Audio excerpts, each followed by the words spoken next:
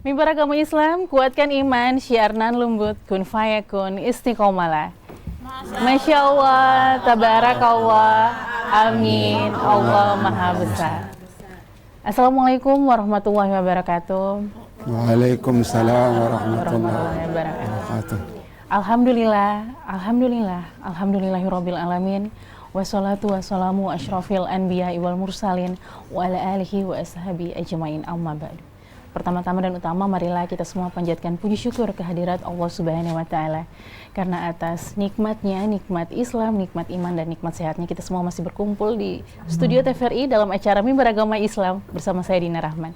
Tak lupa salam serta sholawat kita curahkan kepada baginda kita, junjungan kita Nabi Muhammad SAW. Semoga kita semua mendapatkan syafaatnya di yaumil akhir nanti. Amin ya rabbal alamin. Pemirsa Mimbar Agama Islam yang dirahmati Allah Subhanahu wa taala, seperti biasa Dina tidak sendiri, telah hadir bersama Dina. Masya Allah tabarakallah, akhirnya bertemu lagi bersama Ustadz Bapak Ustadz Dr. Umar Sulaiman SAG MAG. Assalamualaikum warahmatullahi wabarakatuh. Waalaikumsalam warahmatullahi wabarakatuh. Alhamdulillah kita bertemu lagi ya di sudah mau berakhir nih bulan Syawal, bertemu dengan Ustadz hebat ini. Alhamdulillah sehat ya Ustadz ya? Sehat, alhamdulillah sehat walafiat. Dan pemirsa, tidak hanya Ustadz Umar Sulaiman, bersama Dina juga telah hadir di studio bunda-bunda dari Majelis Taklim Nurul Yakin Oeto Nabakunase. Assalamualaikum. Waalaikumsalam warahmatullahi wabarakatuh. Masya Allah, ping-ping ya, manis-manis semua. Bagaimana kabarnya bunda-bunda semuanya? Alhamdulillah. Senyumnya kurang merekah ini. Dan pemirsa, sebelum kita memulai Mimbar Agama Islam, marilah kita dengarkan lantunan ayat suci Quran Surah At-Taghabun ayat 13-15 oleh Bunda Ramsia Maro dan Bunda Sufiati Budiman.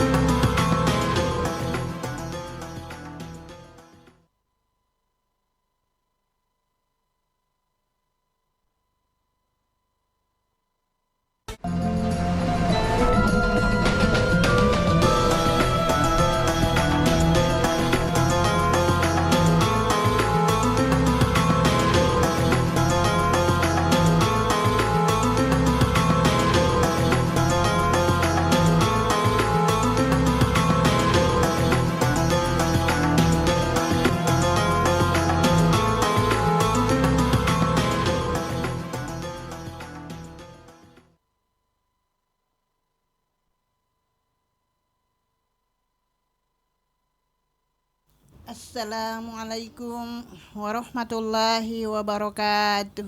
Waalaikumsalam warahmatullahi wabarakatuh. A'udzu billahi minasy syaithanir rajim.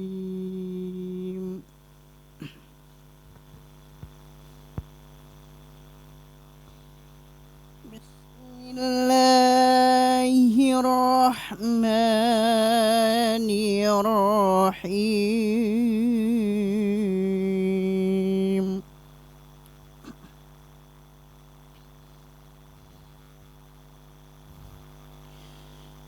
Allahu la ilaha illa huwal hayyul qayyum. La ta'khudhuhu sinatun wa la nawm. Lahu ma fis samawati wa ma fil ardi. Man dhal ladzi yashfa'u 'indahu illa bi'idznihi. Ya'lamu ma baina aydihim wa ma khalfahum wa la yuhituna bi shay'in min 'ilmihi illa bima sha'a. Wasi'a kursiyuhu as-samawati wal ardh wa la ya'uduhu hifdhuhuma wa huwal 'aliyyul 'azim.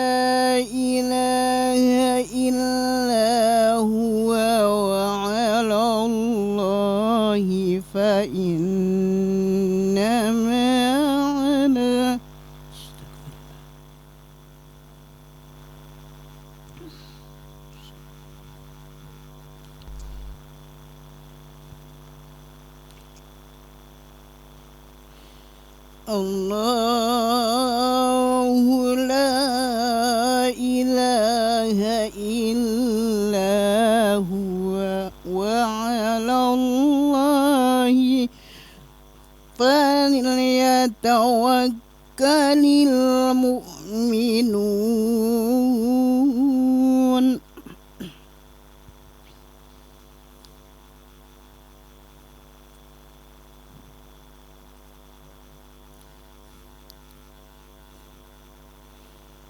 Ya ayyuhalladzina amanu inna min azwajikum wa alwadikum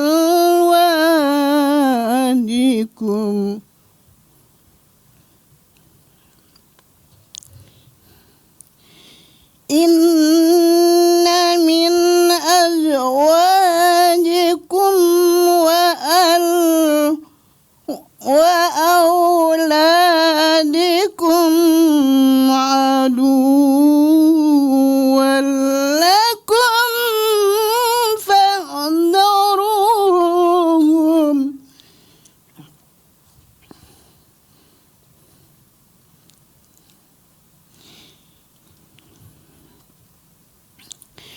وإن تعفوا وتصفحوا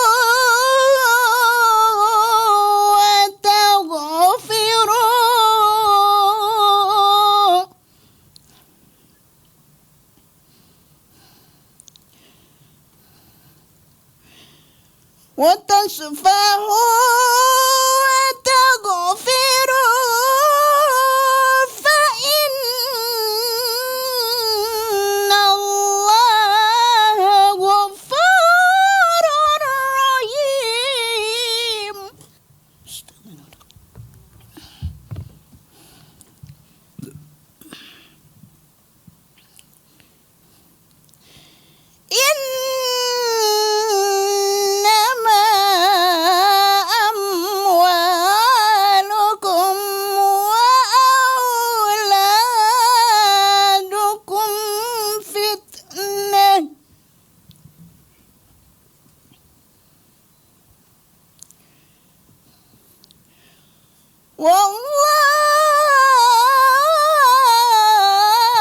والله عنده أجر عظيم.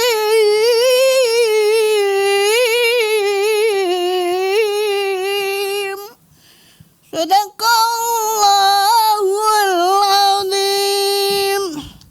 Assalamualaikum warahmatullahi wabarakatuh.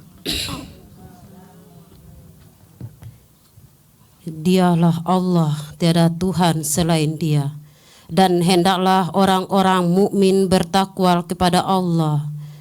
Wahai orang-orang yang beriman, sesungguhnya di antara istri-istrimu dan anak-anakmu ada yang menjadi musuh bagimu. Maka berhati-hatilah kamu terhadap mereka. Dan jika kamu memaafkan dan kamu santuni serta ampuni mereka, maka sesungguhnya Allah Maha Pengampun, Maha Penyayang. Sesungguhnya hartamu dan anak-anakmu hanyalah cobaan bagimu, dan di sisi Allah pahala yang maha besar.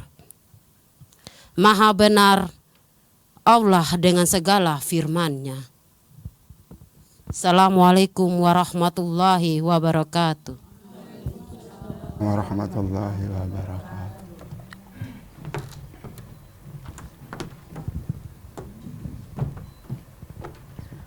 Mimbar agama Islam, kuatkan iman, syiarnan lembut, kun fayakun, istiqomalah. Masya Allah, tabarakallah, amin, Allah maha besar. Pemirsa Mimbar agama Islam yang dirahmati Allah Subhanahu wa Ta'ala, berbicara mengenai pendidikan, khususnya bagi umat muslim dan umumnya bagi seluruh umat manusia di muka bumi ini, pendidikan merupakan prioritas yang utama.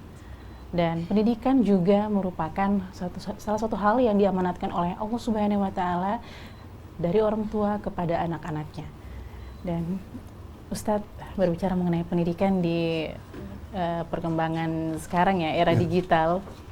Pendidikan, apalagi tema kita hari ini mengangkat tentang mengajarkan budi pekerti kepada anak sejak dini. Apalagi di zaman now ini ya, istilahnya zaman now dan era digital ini, menyikapinya bagaimana Ustaz? Silakan.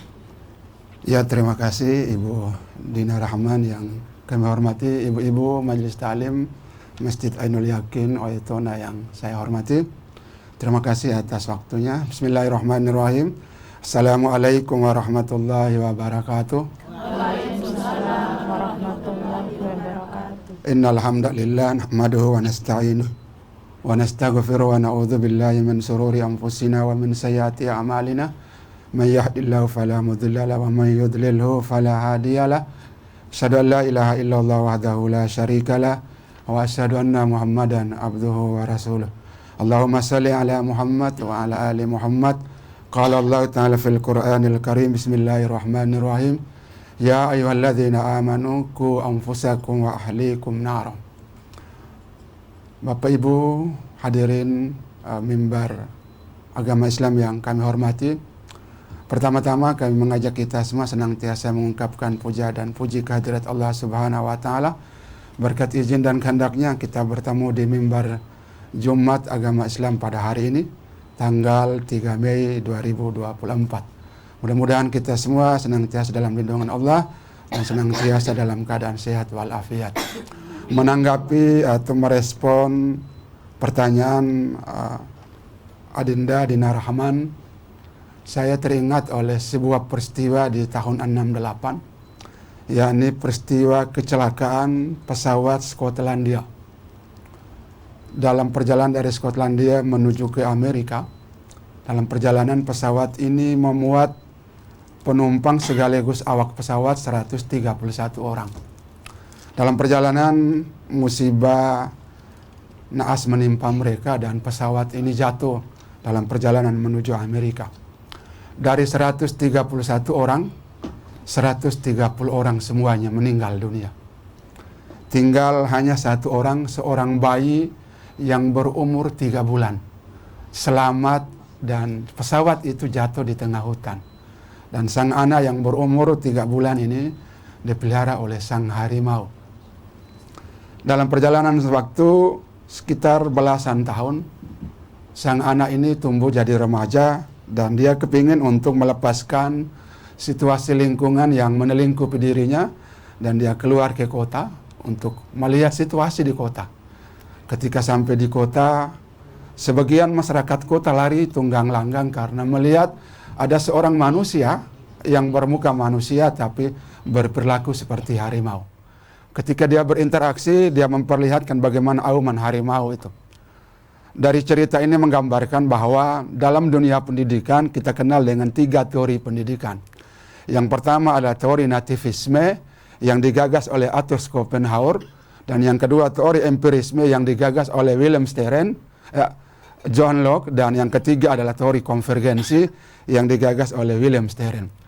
Dari 3 teori ini, Johann Locke dan Arthur Schopenhauer dan Wilhelm Stern itu dia menjelaskan bahwa bakat anak itu, situasi anak itu dalam lingkungan itu dipengaruhi oleh 2 hal. Yang pertama bahwa anak itu lahir dengan membawa seperangkat potensi bawaannya, dan anak itu bisa bagus dan baik kalau dia dibentuk oleh lingkungannya. Maka lagi-lagi kalau kita mengutip teorinya Arthur Schopenhauer, teori nativisme, setiap anak yang lahir itu telah membawa seperangkat keyakinan, seperangkat potensi. Dalam bahasa agama itu dirujuk ke surat 30 ayat 30. Fa'akim wajhaka lid-din hanifan fitratallahi allati fataran nasa 'alaiha la tabdila li khalqillah dzalika ad-dinul qayyim walakinna aksaran nasi la ya'lamun. Maka hadapkanlah wajahmu itu kepada agama yang suci, agama yang fitrah. Dalam ungkapan para ulama, fitrah itu potensi yang dibawa oleh setiap anak, dan potensi itu cenderung berkembang dengan bagus kalau dia diinisiasi oleh faktor-faktor yang menentukan kehidupan anak di masa depan. Makanya kalau kita lihat teori nativismenya Arthur Schopenhauer, dia menyatakan bahwa potensi itu bisa berkembang kalau sang orang tua memiliki peran penting bagaimana menulis pola pendidikan yang harus diikuti oleh sang anak. Atau dalam bahasa yang keren itu adalah disebut dengan teori tabula rasa atau teori papan lilin. Artinya sang anak itu membawa seperangkat keyakinan dalam bentuk kertas kosong. Yang mengisi kertas kosong itu adalah peran sang anak, peran sang bapak ibu, bagaimana caranya dia menentukan dan mengarahkan anak itu ke arah yang baik dan benar. Oleh karena itu peran orang tua sangat menentukan bagaimana fitrah bertuhan dalam alam rahim dia. Dalam surat 7 ayat 1-7 dia bahwa setiap manusia yang lahir telah membawa seperangkat keyakinan. Keyakinan itu bisa berkembang sangat tergantung peran dan tanggung jawab yang dimainkan oleh kedua orang tuanya. Yang kedua, menurut Wilhelm Stern, ada yang disebut dengan teori lingkungan, yaitu disebut dengan teori empirisme. Anak kiai tidak selamanya jadi kiai, anak pendeta tidak selamanya jadi pendeta, anak romo tidak selamanya jadi romo. Sangat tergantung lingkungannya. Kalau lingkungan itu memberikan suasana kehidupan yang bagus, maka anak itu bisa berkembang secara baik dan benar. Kalau anak pendeta, anak ustaz, anak romo, yang hari-harinya dia keluar dari rumah, dia bergaul dengan teman yang salah, dia bergaul lingkungan yang salah, maka seluruh potensi yang dibawa itu akan berubah seketika karena pengaruh lingkungan itu sangat fatal. Makanya di surat 66 ayat 10 Allah Subhanahu wa taala berfirman, "Ku anfusakum wa ahlikum nara."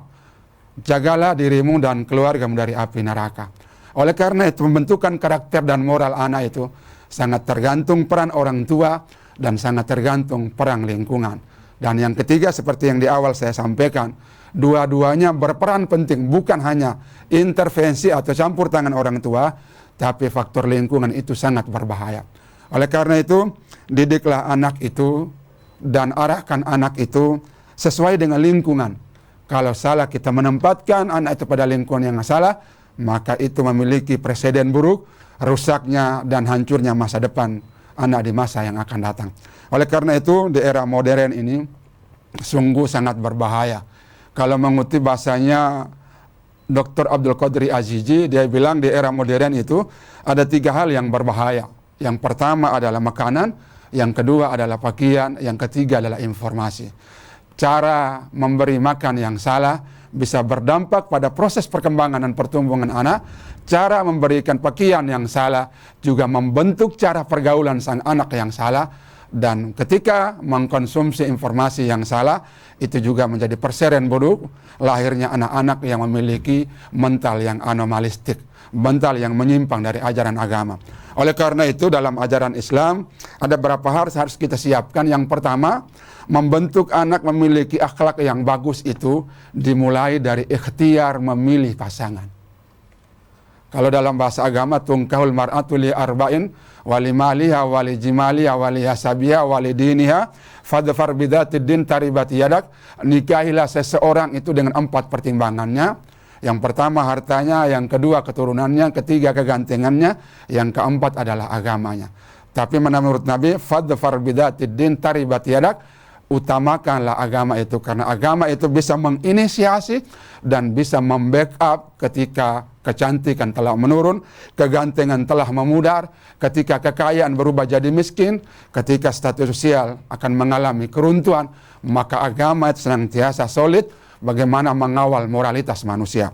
Oleh karena itu memilih pasangan itu penting, bukan pernah persoalan kaya atau miskin, seberapa jauh dia memiliki keyakinan, dia memiliki peran yang penting dengan agama yang dia yakinin. Yang kedua, memberikan makanan sesuai dengan porsi yang kita miliki. Artinya bahwa kalau makanan yang kita hasilkan dengan cara yang tidak benar, maka sadar atau tidak sadar, makanan itu bisa merusak cara berpikir dan cara bertindak sang anak.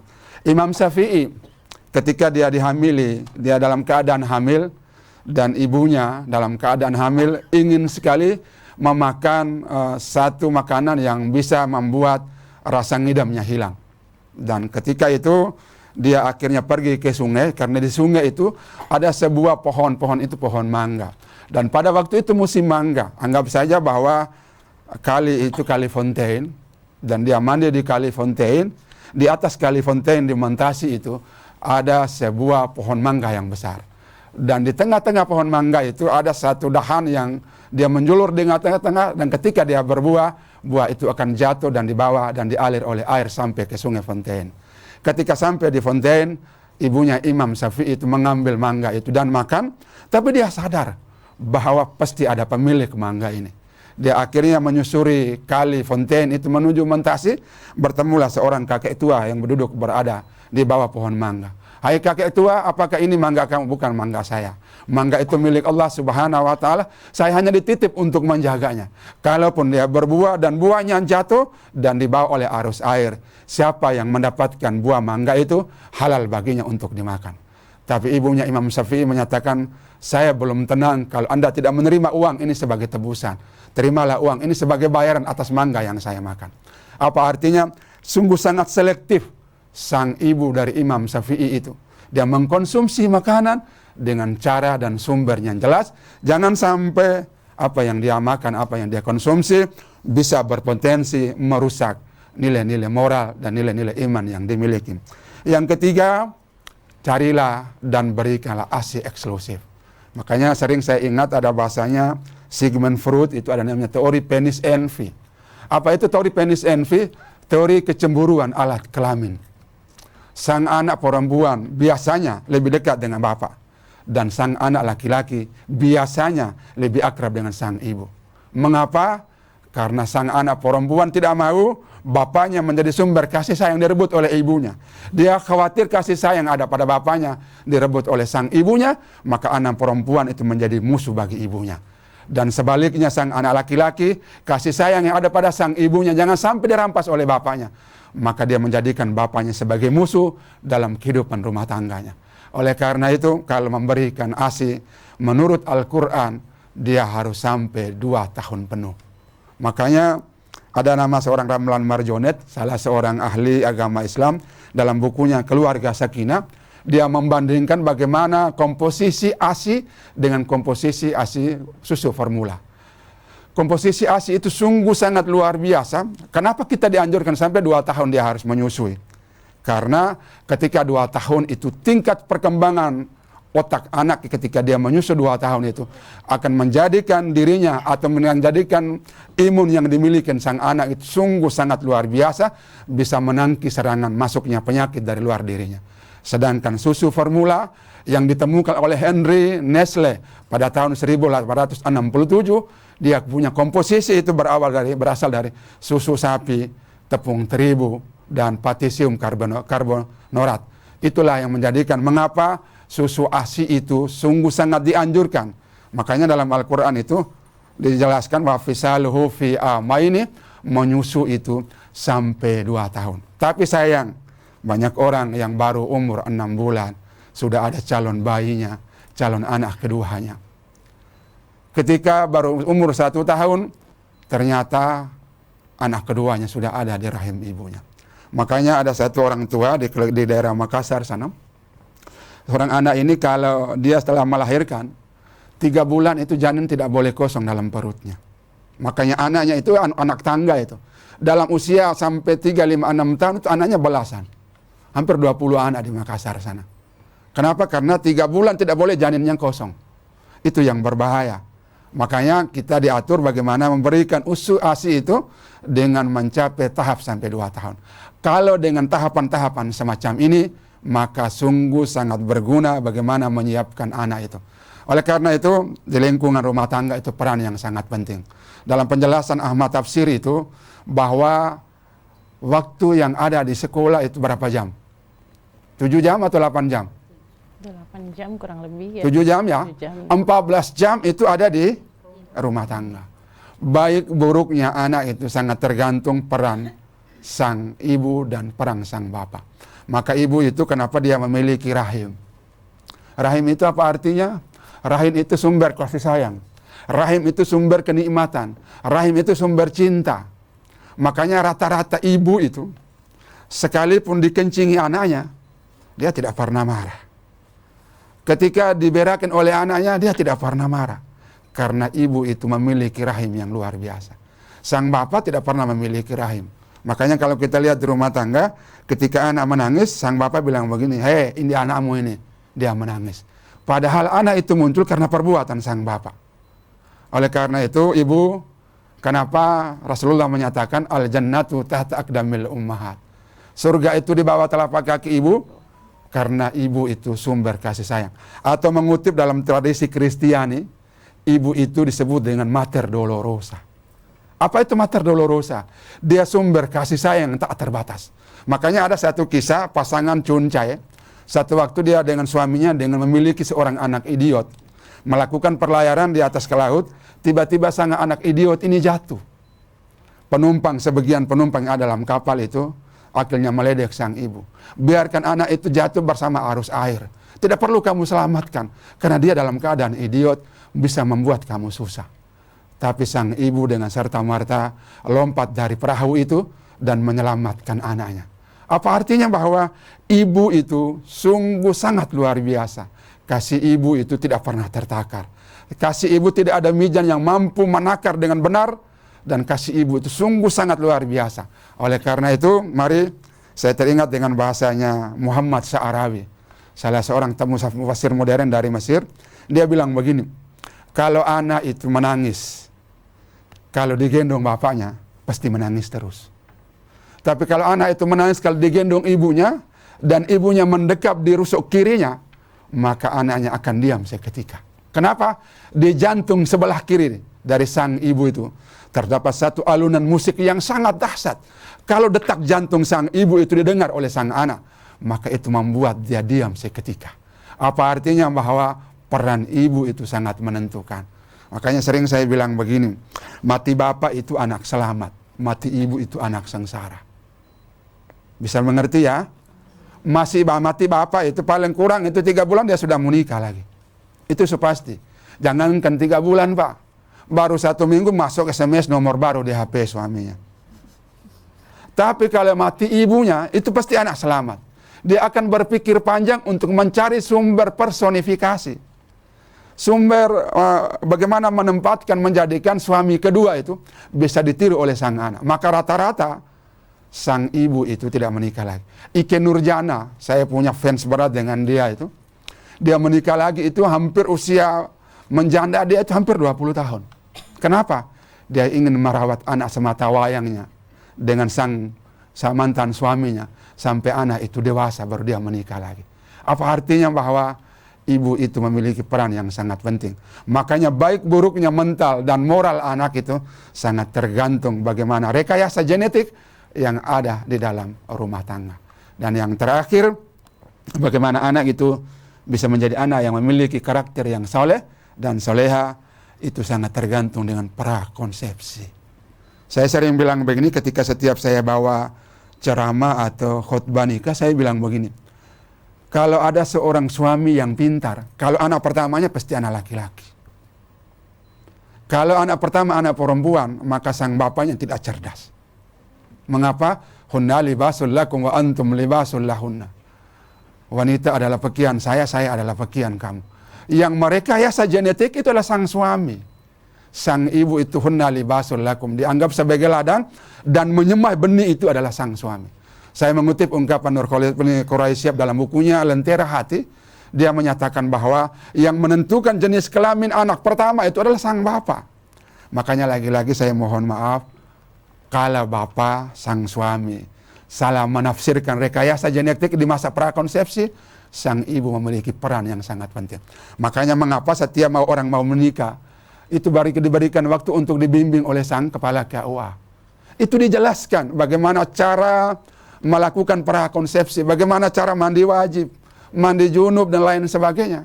Rata-rata saya pernah mengamati, saya pernah memberikan khutbah nikah, ternyata yang pengantin laki-laki dan pengantin perempuan tidak sholat duhur.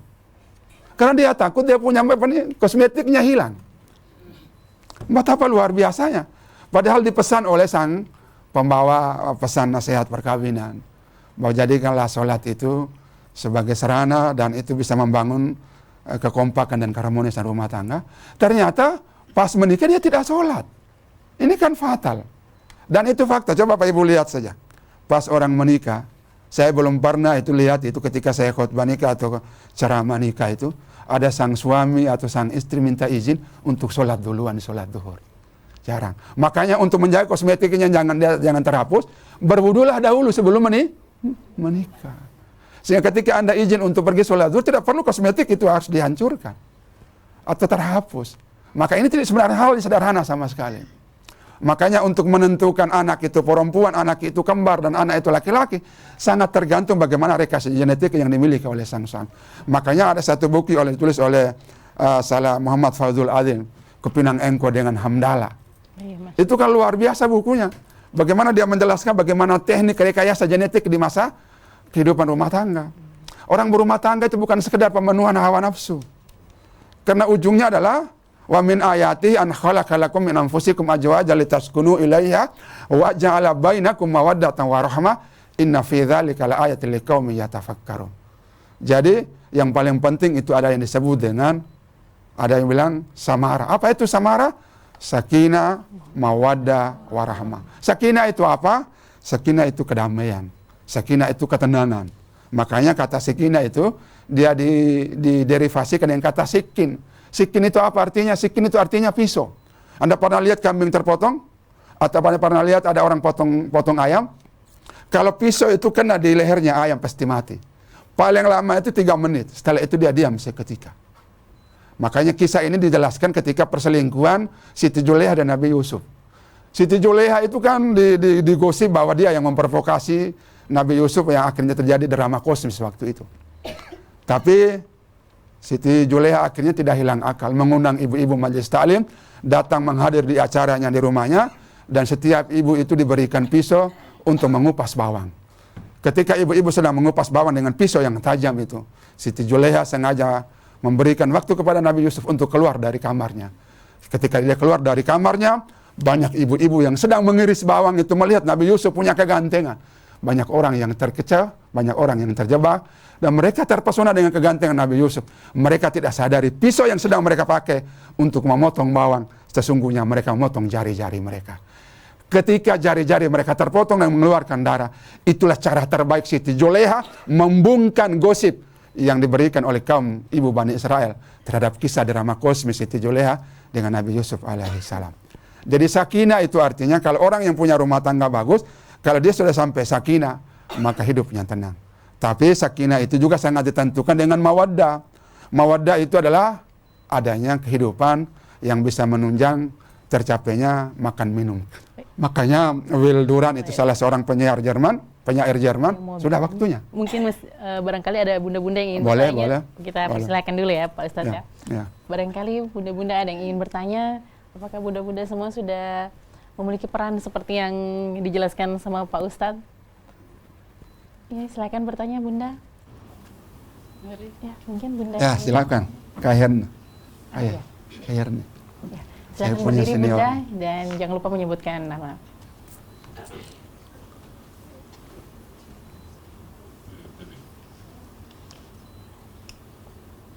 Baik, terima kasih atas kesempatan yang diberikan. Assalamualaikum warahmatullahi wabarakatuh. Waalaikumsalam warahmatullahi wabarakatuh. Cek. Untuk pertanyaan saya, Dengan Bunda siapa? oh ya, saya Ibu Herni Sunaria. Iya. Salah satu ibu majelis Dengan taklim Ibu dari Herni ya. Yakin. Herni Sunaria. Ya.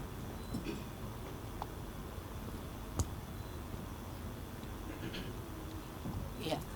Menarik tadi apa yang disampaikan oleh Ustadz Sulaiman tentang peran orang tua dalam mendidik anak. Benar sekali, saya tertarik dengan apa yang dianjurkan bahwa untuk menjadikan anak itu anak yang soleha harus dijaga, atau bahkan dari awal pertemuan orang tuanya, di mana dikatakan bahwa ayah dan ibu adalah penentu bagaimana anak itu menjadi soleh. Nah, sekarang yang jadi problem untuk ibu-ibu kami sekalian di sini, mungkin masyarakat luas, bahwa kita diperhadapkan pada era milenial, di mana anak-anak itu kita sudah berupaya mendidik, bahkan dari dalam kandungan kita sudah biasakan dengan sholat dan mengaji.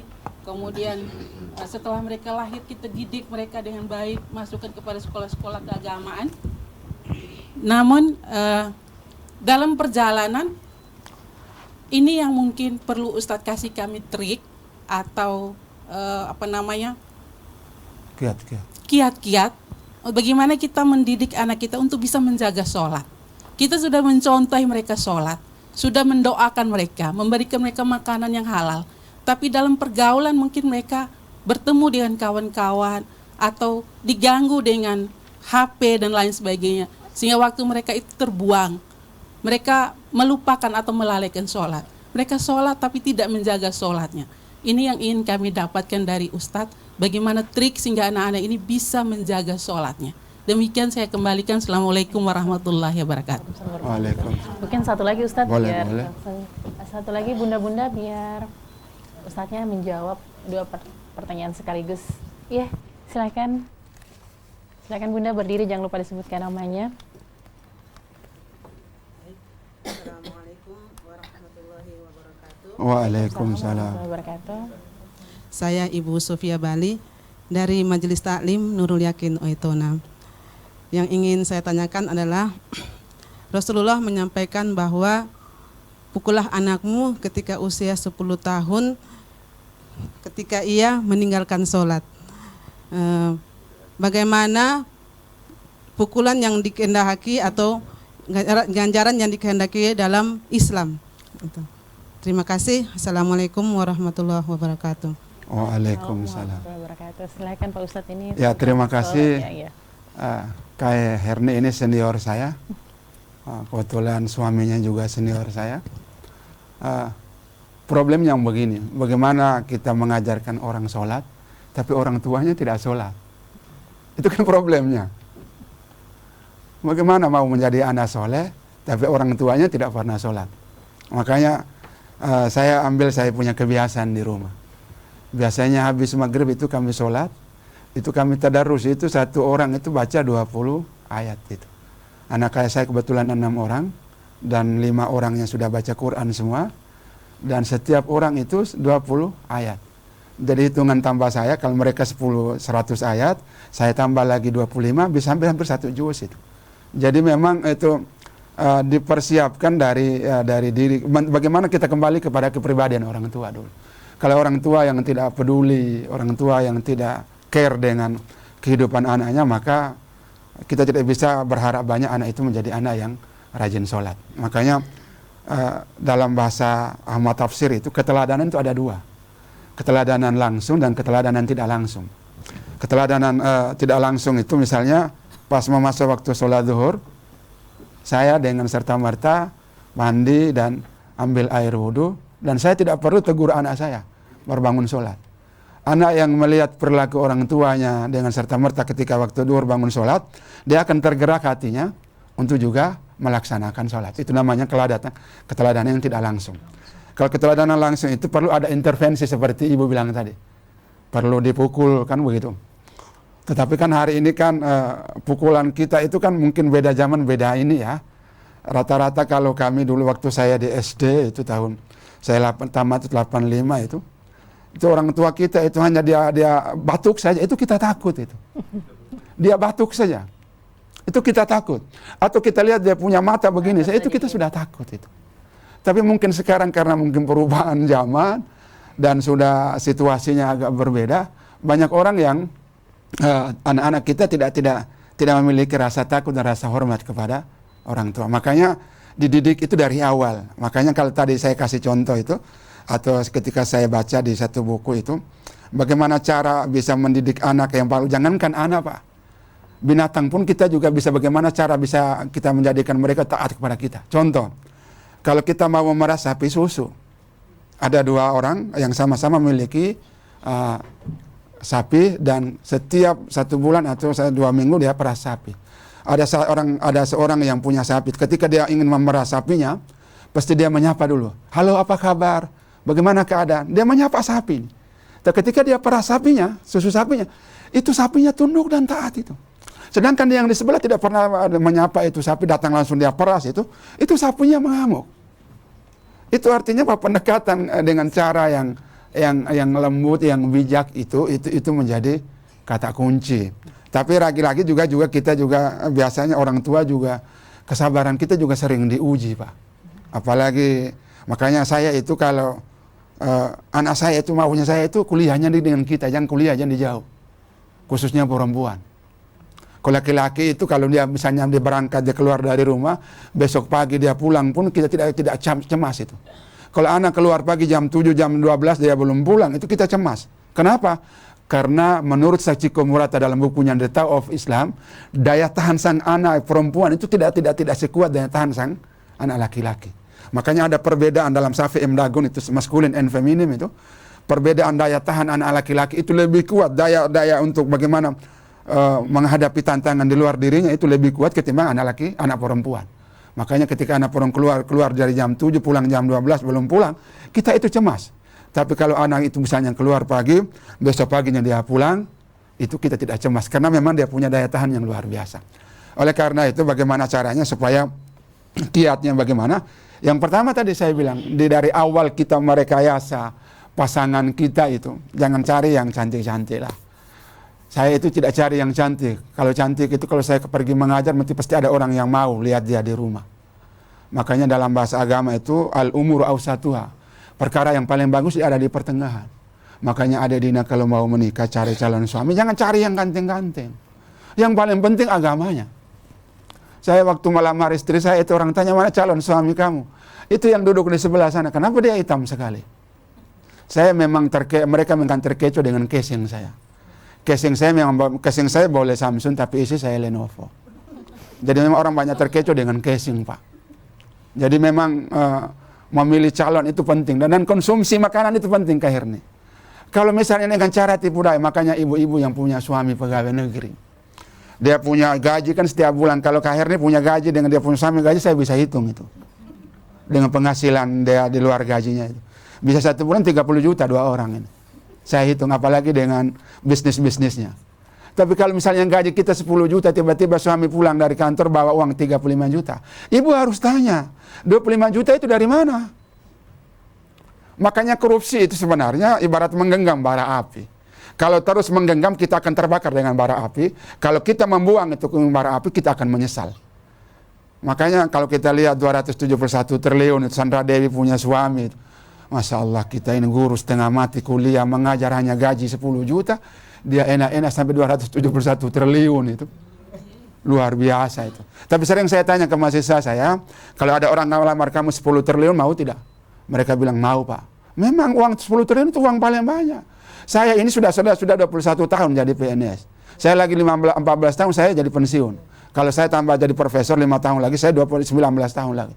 Sampai saya pensiun pun uang 1 miliar belum saya dapatkan. Paling-paling uang banyak itu simpan kita punya berkas gaji punya kita simpan di bank, Pak. Oleh karena itu memang jangan cari yang tengah ini. Makanya orang yang banyak uang itu banyak juga kebutuhannya. Oleh karena itu makanya semua itu berawal dari lingkungan. Bagaimana sikap kita, bagaimana perhatian kita. Yang paling penting itu kita menyapa mereka. Sudah makan atau belum.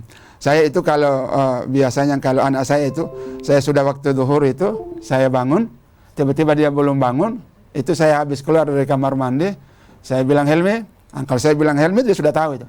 Itu artinya dia bergerak untuk pergi mandi dan sholat. Dan anak saya itu hampir setiap saat waktu sholat, 5 orang itu saya kawal ketat itu.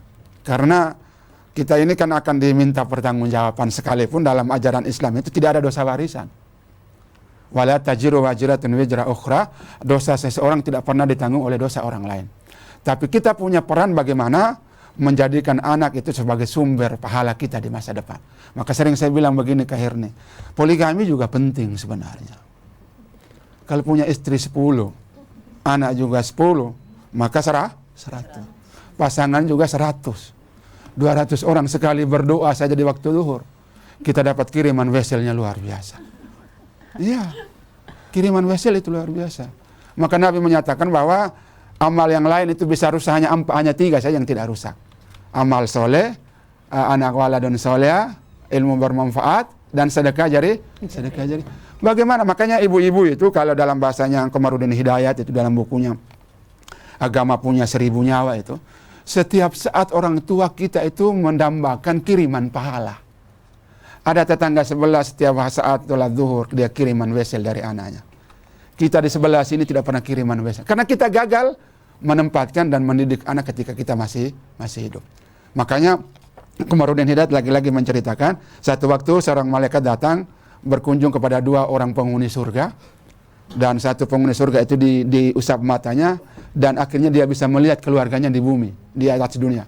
Pas dia melihat, dia gembira dan dia senang. Malaikat bertanya, kenapa kamu gembira dan tertawa? Karena saya punya keluarga yang saling kasih mengasihi. Mereka saling sayang menyayangi. Mereka tidak memperebutkan harta. Setelah itu dia mengusap teman yang satu, dan temannya melihat ke bawah. Setelah itu dia menangis. Kenapa? Karena anak istri saya, mertua saya, cucu saya memperebutkan warisan yang saya tinggalkan. Oleh karena itu mari usia kita ini paling tinggi itu paling 70 tahun. Paling tidak, yang paling tertua itu 165 tahun. Tapi akhirnya kita kembali ke Allah Subhanahu wa Ta'ala. Dunia ini bukan tempat tujuan kita. Dunia ini tempat kita transit. Tempat tujuan kita adalah walal akhiratu khairul laka minal ula. yakni di hari akhir. Maka tidak boleh Anda mengkonsentrasikan untuk mencari uang sebanyak mungkin, tapi lupa untuk mempersiapkan amal kita ketika menghadapi hari akhirat. Banyak orang yang kalau hartanya banyak, waktu sholat zuhur dia lewatkan, waktu sholat isya dia lewatkan. Jangan sampai kita seperti Alqamah, ketika dia miskin sholatnya khusyuk minta ampun, tapi ketika dia kaya dia lupa kepada Allah Subhanahu wa Ta'ala. Mental manusia ini kan luar biasa.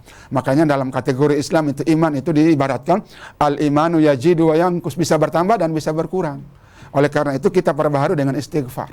Mari kita budayakan. Jadi kiat kita adalah bagaimana kita memberikan keteladanan dulu. Bagaimana menyuruh anak sholat, kita tidak pernah sholat. Bagaimana menyuruh anak mengaji, sementara kita tidak pernah mengaji. Jadi kita mendahului, memberikan keteladanan kepada sang anak agar dia bisa meniru dan mencontoh apa yang kita lakukan. Yang kedua, apakah kita pukul? Ya, kalau rata-rata itu orang tua itu biasanya, sang orang tua khususnya bapak itu biasanya agak lebih keras itu. Tapi ibu itu biasanya agak lembut itu. Tapi terlalu lembut juga bahaya juga. Karena anak itu juga, apalagi dia sudah keluar di luar, makanya hati-hati itu HP itu. Kasih anak itu juga harus main HP itu juga ada batas waktunya. Jangan sampai 24. Saya itu kalau jam 9 malam itu seluruh HP saya sita. Itu jam 9 malam, saya sita HP-nya. Nanti 4:30 itu saya kasih bangunkan mereka. Setelah itu sapu menyapu masing-masing dulu, main 1-2 kali. Setelah itu dia mandi, makan, pergi sekolah. Dan dia pulang sekolah saya tanya, sudah sholat zuhur tidak? Kebetulan anak saya di Man, mereka sholatnya sampai sholat asar baru pulang ke rumah. Jadi itu kita kontrol memang. Maka bagaimana ini bisa jadi, maka kepribadian orang tua itu menjadi salah satu kunci untuk bagaimana mendidik mereka, dan kita berharap bahwa anak yang senantiasa dalam pengawasan kita, satu waktu dia menjadi anak yang baik. Dan perlu Anda gelisah kalau anak itu belum pernah membaca Al-Quran. Kita itu kan rata-rata membanggakan anak kita itu juara 1 matematika. Begitu kan? Tapi belum pernah kita bangga itu anak kita juara 1 hafiz Al-Quran. Kita rata-rata itu mengirim mereka masuk di sekolah-sekolah berkualitas. Tapi gagal kita memasukkan mereka di pondok pesantren. Oleh karena itu bahwa didiklah anakmu itu sedini mungkin dengan cara-cara yang bijak, cara-cara yang arif, agar mereka memiliki moral dan akhlak. Kalau mereka punya moral akhlak bagus, saya sering bilang begini, SD, SMP, SMA kasih masuk pesantren. Setelah itu kirimnya ke Jepang. Sampai di Jepang tidak ada pengaruh, karena mereka sudah punya basic keilmuan kuat. Makanya Rasulullah atau ada ungkapan syair begini, atu'allim fis sigari kan naqsi alal hajar, atu'allim fil kibari kan naqsi alal mat. Belajar di waktu kecil bagi melukis di atas batu, belajar di waktu besar bagi melukis di atas air. Jadi di waktu kecil 6 tahun di pesantren, 3 tahun di pesantren, 3 tahun lagi di SMA, maka 12 tahun dia punya bekal sudah kuat. Setelah dia masuk dunia pendidikan tinggi, dia telah memiliki mental yang kuat, akhlak yang kuat, dia tidak akan terguncang oleh godaan-godaan orang lain. Dunia ya, Masya Allah, ya. Pak Ustadz. Ya ampun, Masya Allah sekali ya, sampai bunda-bunda semua terkesima dengan tausiah yang diberikan Pak Ustadz hari ini. Semoga kita semua bisa menerima apa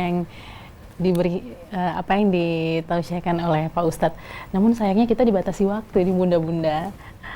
Jadi Pak Ustadz, sebelum kita menutup mimbar agama Islam, closing statement untuk tema hari ini seperti apa Pak Ustadz? Ya, terima kasih. Yang pertama, kita jangan terlalu cuek dengan kehidupan anak kita, terutama ibu-ibu, karena kami keluar pergi mengajar itu di dalam rumah tangga itu jadi menjadi contoh. Jadi kalau ibu itu gagal memainkan peran fundamentalnya, peran imperatifnya, maka itu juga sangat berbahaya. Maka mulailah dari rumah tangga itu dan peran ibu itu diaktifkan. Yang kedua, arahkan dia untuk menemukan fitrah kejadiannya. Fitrah itu terkadang melemah, fitrah itu terkadang terpelanting jauh, fitrah itu terkadang dia hilang seketika. Oleh karena itu, kita senantiasa bagaimana memberikan tips-tips yang bagus supaya fitrah itu senantiasa tumbuh dan berkembang. Jangan sampai kita pandai berbicara, pandai berkata, tapi kita gagal memberikan keteladanan kepada anak-anak kita dalam lingkungan kita. Yang ketiga, mari sebelum keluar dari rumah, berikanlah mereka bekal-bekal yang sangat luar biasa. Kalau kita rujuk di ayat Al-Quran, وَلْيَخْشَى لَوْ تَرَكُوا مِنْ خَلْفِهِمْ ذُرِّيَّةً ضِعَافًا خَافُوا عَلَيْهِمْ فَلْيَتَّقُوا اللَّهَ وَلْيَقُولُوا قَوْلًا سَدِيدًا. Hendaklah Anda merasa takut ketika meninggalkan anak keturunanmu dalam keadaan lemah. Para ahli tafsir menjelaskan lemah iman, lemah ilmu, dan lemah akhlak. Lemah iman itu bisa saja dia melakukan hal-hal yang menyimpang dari ajaran agamanya. Kalau lemah ilmu, dia akan dipermainkan oleh orang lain. Kalau lemah akhlak, ini yang sangat berbahaya. Boleh kita miskin ilmu, boleh kita miskin harta, tapi jangan sampai kita miskin akhlak.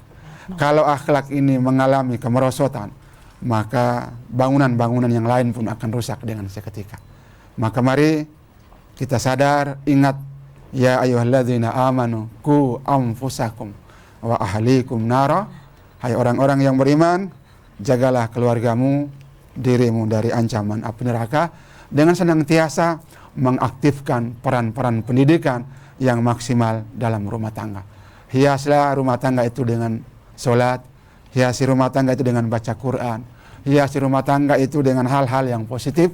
Mudah-mudahan itu menjadi tradisi yang bagus, yang senantiasa diingat dan dicontoh oleh anak kita di masa yang akan datang. Saya kira sekian, terima kasih. Mohon maaf, wabillahi taufiq wal hidayah. Wassalamualaikum warahmatullahi wabarakatuh. Waalaikumsalam warahmatullahi wabarakatuh. Terima kasih kepada Pak Ustadz Dr. Umar Sulaiman SAG MAG dan juga Bunda-Bunda Majelis Taklim Nurul Yakin Oetona Bakunase yang sudah hadir pada Mimbar Agama Islam episode kali ini, dan juga pemirsa setia Mimbar Agama Islam dimanapun berada. Terima kasih telah setia menonton Mimbar Agama Islam. Sebelum kita menutup Mimbar Agama Islam pada sore hari ini, ada salah satu kata mutiara dari Syekh As-Sadi Rahimullah berkata, adab yang mulia lebih baik diberikan kepada anak-anak di masa yang sekarang di dunia dan di akhirat nanti dibandingkan engkau memberikan mereka perak dan juga emas. Saya Dina Rahman, mewakili seluruh kerabat kerja yang bertugas, mohon pamit undur diri dari hadapan Anda.